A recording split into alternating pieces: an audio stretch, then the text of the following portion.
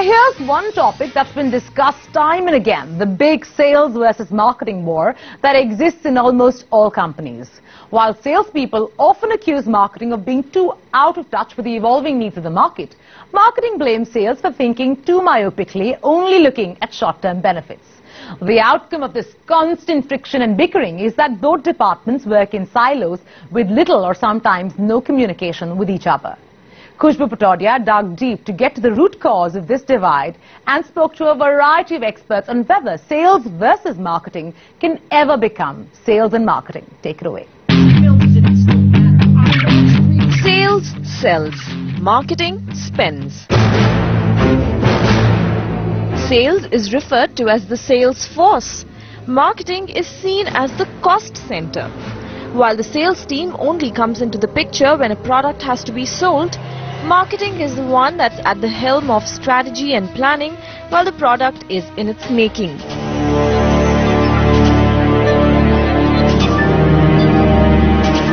They may seem different, yet both sales and marketing are nothing but two sides of the same coin. But what's shocking is the fact that in most companies these two sides do not meet. A lack of alignment and collaboration between sales and marketing within organizations has led to what one may call a proverbial silos. So instead of sales and marketing, what really exists is sales versus marketing. One of the most important barriers to overcome is this process of aligning priorities, and how can we integrate the process, how can we get both sales and marketing to talk upstream together in determining priorities, rather than the more conventional approach of marketing working out its priorities and then coming to sales in a little more downstream sense. So that's, I think, one big area of working for integration. The second one is a little more about the whole disease of who gets the credit, kind of piece. Fundamentally, I really believe that if there is a culture where both sales and marketing are fighting for credit, because everything is jointly delivered, and if you're fighting for saying who gets more credit, then you run into challenges. When you look at the end goal and the targets that a sales guy chases or the marketing guy chases are very different, and that I think is the starting point of why even the starting point is so different. Because a marketing guy is looking at brand health scores, customer satisfaction scores, looking at loyalty, brand equity, and without actually understanding how each of these measures are going to impact what the sales guy is interested in, which is revenues and top lines. The correlation between the two is so weak that is what causes most of the friction. Conventionally, there is a need to define the role of both sales and marketing based on a customer's decision sequence as classified by the buying funnel. The buying funnel requires marketing to build brand awareness and brand preference, create a marketing plan, and generate leads for sales. Here on, they hand over to sales that executes the marketing plan and follow up with the leads. That is the ideal picture. But there are challenges galore. Salespeople believe in most instances marketing refuses to take responsibility of any failure and create a scenario that pits marketing versus everyone else. Add to that a lack of defined metrics for measuring marketing's output. Why is marketing always versus somebody?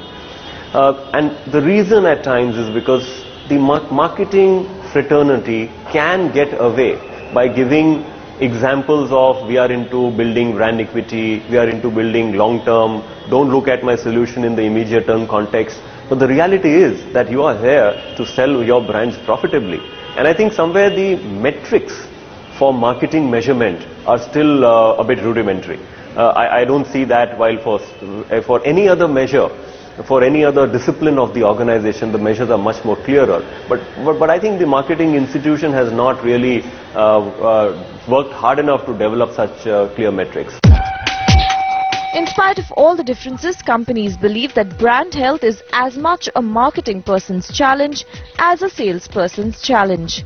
Time and again, the need to align the two verticals through various measures has been discussed in boardrooms, but only few companies have successfully employed these steps at the physical level. Take, for instance, Cadbury's Oreo launch in India.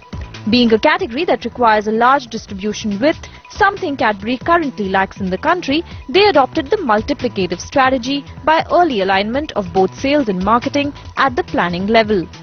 Exchange of ideas between the two departments from the beginning is what helped them successfully launch Oreo in a rather competitive market. Adopting steps like these is what companies believe will help them integrate and align these two sides of the coin called organizational success.